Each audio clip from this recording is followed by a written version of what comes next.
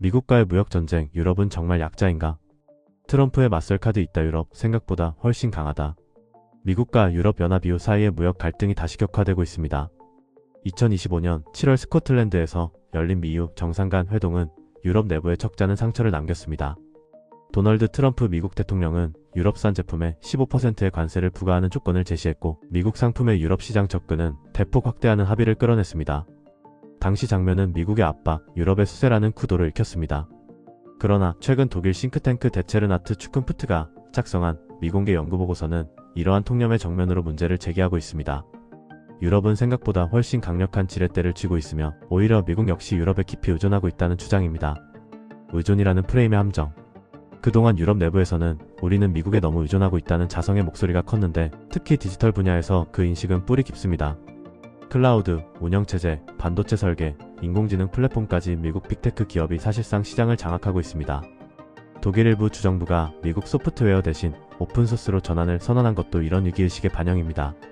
하지만 의존은 일방향이 아니다. 무역과 금융, 기술 공급망은 상호 얽혀 있습니다. 유럽이 미국 기술을 사용하듯 미국 역시 에너지 산업 금융 측면에서 유럽과 긴밀히 연결돼 있습니다. 문제는 어느 쪽이 더 취약한가가 아니라 누가 상호의존 구조를 전략적으로 활용할 수 있느냐입니다. 에너지와 산업 공급망, 유럽의 숨은 카드. 연구진이 제시한 첫 번째 근거는 원자력 연료입니다. 미국은 탄소 중립 전략과 전력 수요 증가에 대응하기 위해 원자력 발전 확대를 추진하고 있습니다.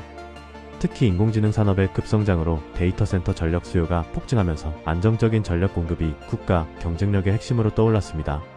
문제는 핵연료 조달입니다. 미국이 사용하는 우라늄과 관련 연료 가공 역량의 상당 부분이 유럽과 연결돼 있습니다. 만약 이 공급망이 흔들린다면 미국의 에너지 전략은 차질을 빚을 수밖에 없습니다. 또 하나의 핵심은 가스터빈으로, 데이터 센터의 냉각과 전력 보조 시스템에는 고성능 터빈이 필요합니다. 이 분야에서 유럽 기업들은 글로벌 공급망을 주도하고 있습니다. 겉으로는 미국이 기술 강국처럼 보이지만 산업의 밑단에는 유럽 기업들이 자리 잡고 있는 셈입니다.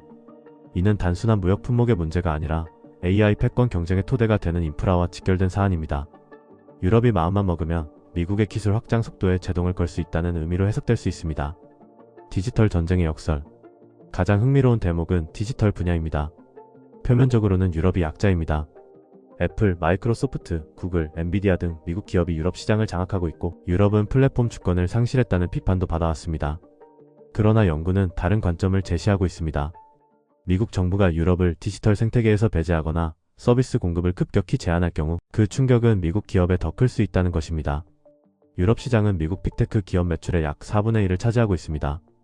만약 이 매출이 급감한다면 월가의 충격이 불가피하며, 특히 미국의 연금 제도는 개인의 노후 자산이 주식시장과 직결되는 구조입니다. 주가 급락은 곧 수백만 가계의 자산 감소로 이어진다는 것입니다. 이는 경제 문제를 넘어 정치적 부담으로 전환됩니다.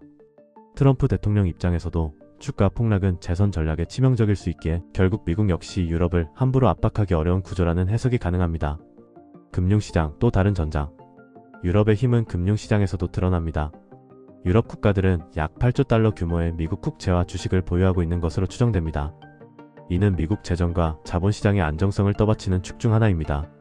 만약 유럽이 대규모 자산 재조정을 시사하거나 실제로 움직인다면 달러와 미국 증시는 즉각적인 충격을 받을 수 있습니다. 최근 금융시장에서 셀 아메리카라는 구호가 등장하며 일시적 변동성이 확대된 사례는 상징적이라 할 수 있습니다. 물론 유럽 역시 미국 자산 가치 하락의 피해를 피할 수 없지만 이는 상호 억지의 구조를 형성하게 됩니다. 이는 어느 한쪽이 일방적으로 압박하기 어려운 이유가 됩니다. 왜 유럽은 카드를 꺼내지 않는가?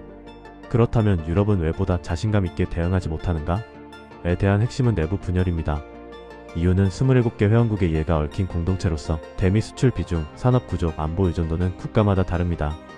강경 대응은 일부 국가에 더 큰 부담을 줄 수 있는데, 예컨대 자동차 산업 비중이 높은 독일과 농업 수출이 중요한 국가의 이해는 다를 수밖에 없습니다. 공동 대응을 위해서는 비용을 어떻게 분담할지에 대한 정치적 합의가 선행돼야 합니다. 이는 단순한 경제 문제가 아니라 통합의 문제입니다. 유럽이 전략적 자율성을 확보하려면 내부 연대를 강화해야 한다는 지적이 나오는 이유입니다. 21세기 무역 전쟁은 단순한 관세 전쟁이 아닙니다. 공급망, 기술 표준, 금융시장, 에너지 인프라가 복합적으로 얽힌 구조적 경쟁입니다.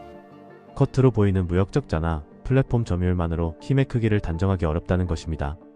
이번 연구가 던지는 메시지는 분명합니다. 유럽은 생각보다 약하지 않다. 다만 그 힘을 스스로 인식하고 전략적으로 활용할 준비가 되어 있는지가 관건이다. 라는 점입니다.